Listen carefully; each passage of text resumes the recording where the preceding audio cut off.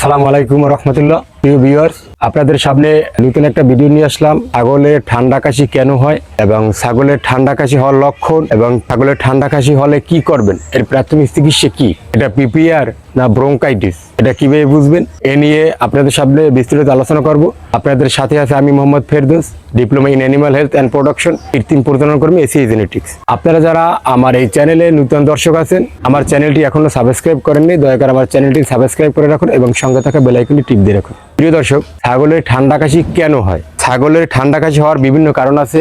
যেমন যদি ব্রঙ্কাইটিস হয় তাহলে এটা নর্মাল ঠান্ডা কাশি ধরে নিতে হবে, আর যদি পিপিআর হয় তাহলে এটা মারাত্মক ঠান্ডা কাশি। আপনি কিভাবে বুঝবেন যে আপনার ছাগলের পিপিআর হয়েছে না ব্রঙ্কাইটিস?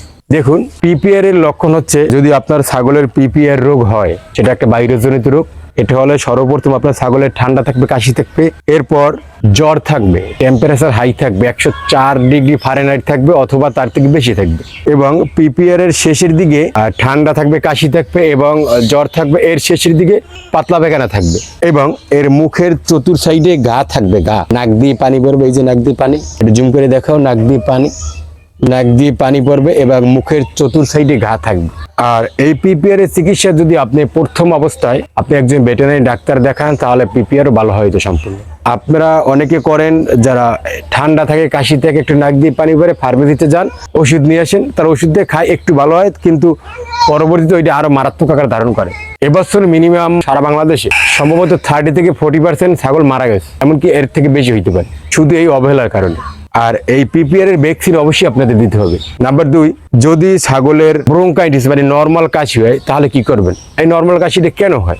নর্মাল কাশিটা হয় আবহাওয়ার কারণে হয় বেশিরভাগ, এবং যদি ছাগল যদি রাস্তাঘাটে বা কোথাও যদি বেঁধে রাখেন, ধুলোবালু যায়, তখন যদি ধুলোবালুর ওই ধরনের শ্বাস প্রশ্বাস নেয়, তখন ওই ধুলোবালুটা নাকের ভিতরে যায় এবং শ্বাস নিতে যায়, তখন ওখানে এফেক্ট করে, ইনফেকশন হয়, তখন ওখান থেকে শ্বাস নিতে সমস্যা হয়, এবার ঠান্ডা হয়, কাশি হয়, আস্তে আস্তে অনেক কিছু হয়। এখন যদি আপনারা এটার চিকিৎসা না করেন, ওষুধ না করেন, তাহলে ও শ্বাসনালীতে যাইয়ে ওখানে ইনফেকশন হয়ে মারাত্মক আকার ধারণ করবে, এমনকি এক পর্যায়ে ছাগলটা মারা যায়। তাই দ্রুত অবহেলা না করে অবশ্যই একদম ভেটেরিনারি ডাক্তার দেখাবেন আর এর চিকিৎসা করাবেন। আমরা এখন দেখবো এর কয়েকটা ছাগলের এভাবে হয়েছে। প্রথম অবস্থায় টেম্পারেচারটা নেব, দেখবো এটার পিপিআর না ব্রঙ্কাইটিস, এটা দেখবো। আমরা এই ছাগলটার এখন টেম্পারেচার নেব, দেখবো। আসলে যদি আপনারা কেউ হালকা ঠান্ডা জ্বর দেখে যদি ফার্মেসিতে গিয়ে ওষুধ নিয়ে আসেন, তারা তো আর দেখলো না আসলে এটা পিপিআর না নর্মাল ঠান্ডা কাশি, কি ওষুধ দিবে আন্দাজে। প্রপারলি একটা রোগ যদি হয়, সেটা অবশ্যই একজন ডাক্তার দেখানো হচ্ছে। একজন ডাক্তার এসে যদি দেখে টেম্পারেচার নেয়, তাহলে সে বুঝতে পারবে জ্বর আছে না শুধু ঠান্ডা কাশি। দর্শক, এটা টেম্পারেচার 104 ডিগ্রি ফারেনহাইট প্লাস 106 এর কাছাকাছি, তো অবশ্যই এটা পিপিআর হয়েছে। এইটার অবশ্যই পিপিআর হয়েছে, যার কারণে এই অবস্থা। নাক দিয়ে পানি, পাতলা পায়খানা ছিল কিছুদিন আগে, পাতলা পায়খানা ছিল, নাক দিয়ে পানি এবং কাশি, এটা পিপিআর। পরেরগুলো দেখি আমরা। এখন আমরা এইটা দেখি। পিপিআর এর আরেকটা মারাত্মক ক্ষতিকর লক্ষণ, এটা হচ্ছে ভাইরাসজনিত রোগ। যদি আপনার পালে 100 বা 50টা ছাগল থাকে, যদি একটা হয়, তাহলে আস্তে আস্তে বাকিগুলোর ছড়ানোর সম্ভাবনা থাকে বেশি, যেহেতু ভাইরাসজনিত রোগ। এটা ঠিক আছে, এটার পিপিআর এর মধ্যে হয় নাই। বাকিটা দেখি।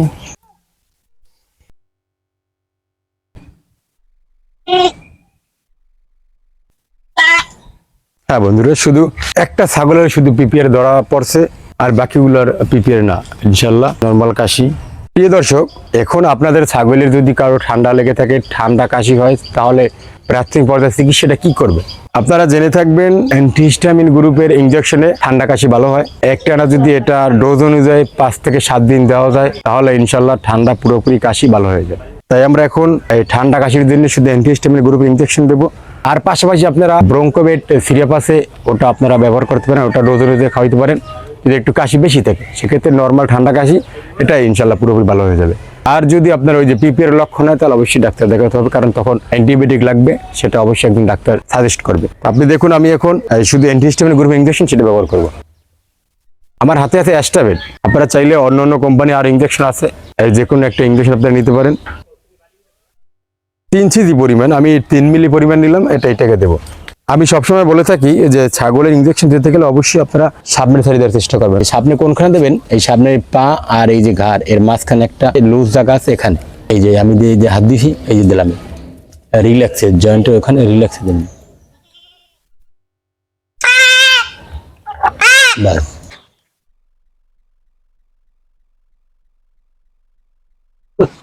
এভাবে প্রত্যেক ছাগলকে আমি এটা দিয়ে দেবো।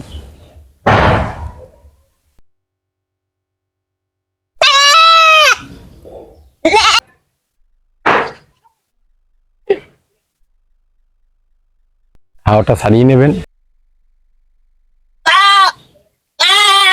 তো বন্ধুরা, আমার ইনজেকশন দেওয়া শেষ। এখন এরপর যদি কাশি না কমে মনে করেন, তাহলে পাশাপাশি আপনারা ব্রঙ্কোবেট সিরাপ আছে বা এই গ্রুপের আরো অনেক সিরাপ আছে যেগুলো কাশি কমানোর জন্য সহায়তা করে। আপনারা এই জাতীয় সিরাপ ছাগলের খাওয়াইতে পারেন ডোজ অনুযায়ী। অবশ্যই ডোজটা দেখে নেবেন। আর যদি আপনি এরকমের লক্ষণ দেখেন, তাহলে প্রথম অবস্থায় আপনার ডাক্তারের শরণাপন্ন হবেন। নিজে একলা একলা চেষ্টা করবেন না কাশি কমানো, তাহলে আরো মারাত্মক পর্যায়ে যাবে। কারণ যেহেতু ভাইরাস রোগ প্রিপেয়ার, সেটা অবশ্যই মাথায় রাখবেন। তো বন্ধুরা, এই পর্যন্ত আজকে বিদায়।